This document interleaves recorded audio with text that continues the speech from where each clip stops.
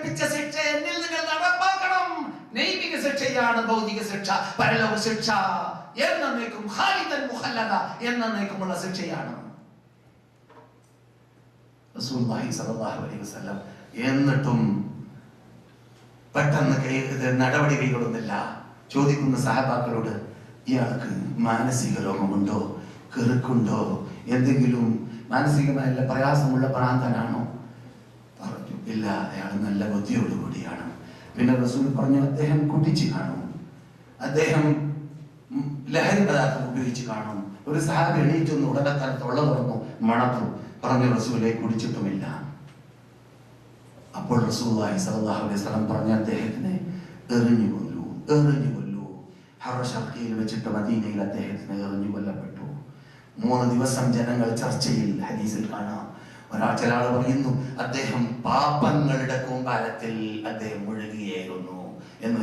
ചിലർ പറഞ്ഞ അദ്ദേഹം മഹാപശ്ചാത്താപമല്ലേ ചെയ്തത്.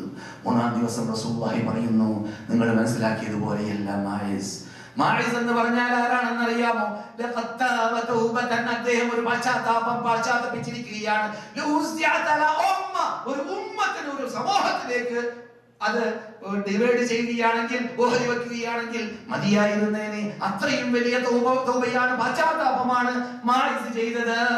ഒരേ അദ്ദേഹത്തിന്റെ മുമ്പിൽ നിന്നുകൊണ്ട് അദ്ദേഹത്തിനെ എറിഞ്ഞു കൊന്ന ശേഷം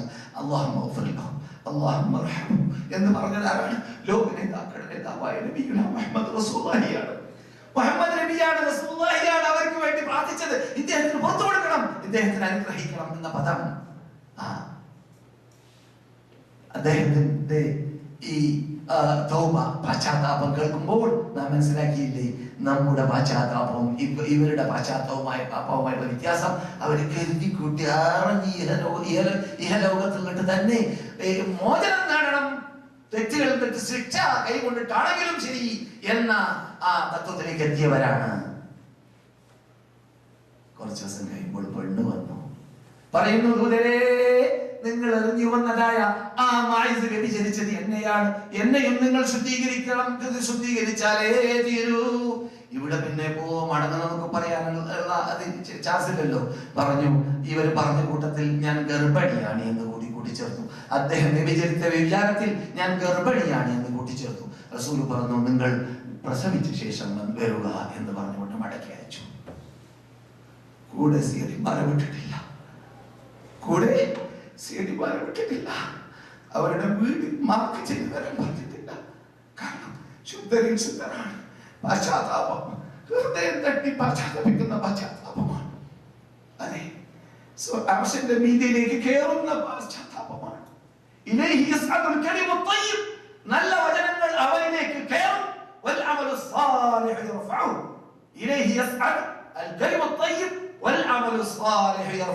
സൽക്കർമ്മങ്ങളെ അവൻ മീതെ കയറ്റുകയും ചെയ്യുമെന്ന് ഖുർആൻ പറയുന്ന ആ നല്ല വചനമാണ് തൗബ, നല്ല വചനമാണ് പശ്ചാത്താപം, നല്ല വചനമാണ് അസ്തഗ്ഫിറുല്ലാഹൽ അസീം. റസൂലുള്ളാഹിന്റെ ഹദ്റത്തിലേക്ക് പ്രസവിച്ച ശേഷം വരുന്നു. പറഞ്ഞു, ദൂതൻ, നിങ്ങൾ കുട്ടിക്ക് മുല കൊടുത്ത് കഴിഞ്ഞ ശേഷം പ്രസവിച്ചു വന്നിട്ട് പറയുന്നു, എന്നെയും എറിഞ്ഞുവല്ലോ. പറയുന്നത്, നിങ്ങൾ കുട്ടിക്ക് മുല കൊടുക്കൂ 2 കൊല്ലം, എന്നിട്ട് വന്നാൽ മതി. വിടും. 2 കൊല്ലം കഴിഞ്ഞു. ചരിത്രത്തിൽ അല്ലെങ്കിൽ ചില ഹദീസുകളിൽ കാണുന്നു, ആ സഹോദരി ആ കുട്ടിയെ 2 കൊല്ലം കഴിഞ്ഞ് വരുമ്പോൾ ആ കുട്ടിയുടെ കയ്യിൽ ഒരു കഷ്ണം ഹുബ്സ്, എല്ലാവർക്കും പരിചയമുള്ള ഹുബ്സ് ഉണ്ടല്ലോ, റൊട്ടി, കയ്യിൽ കൊടുത്തിട്ടാ വന്നത്. എന്തിനാണ്? റസൂൽ മടക്കാതിരിക്കാൻ വേണ്ടി. റസൂല് ഇനി കുട്ടിക്ക് സ്വയം തിന്നാൻ കഴിവുണ്ട് എന്ന് കാണിച്ചു കൊടുക്കാൻ വേണ്ടി അത്രയും പെട്ടെന്ന് കൊള്ളണം, മെരിക്കണം, ശുദ്ധീകരിക്കണം, പശ്ചാത്തപിക്കണം. കാരണം ക്ലിയർ ആണ്. അവർ തെറ്റ് വന്നു പോകും, മനുഷ്യ സഹജമാണ്. പക്ഷേ നമ്മെ പോലെ ഒളിച്ചു കളിക്കുകയില്ല. അള്ളാഹനെ ഭയപ്പെടേണ്ടതുപോലെ ഭയപ്പെടും. നമ്മെ അള്ളാഹു സുബ്ഹാനഹു വ തആല അങ്ങനെയുള്ള ഇനത്തിൽ പെടുത്തുമാറാകട്ടെ.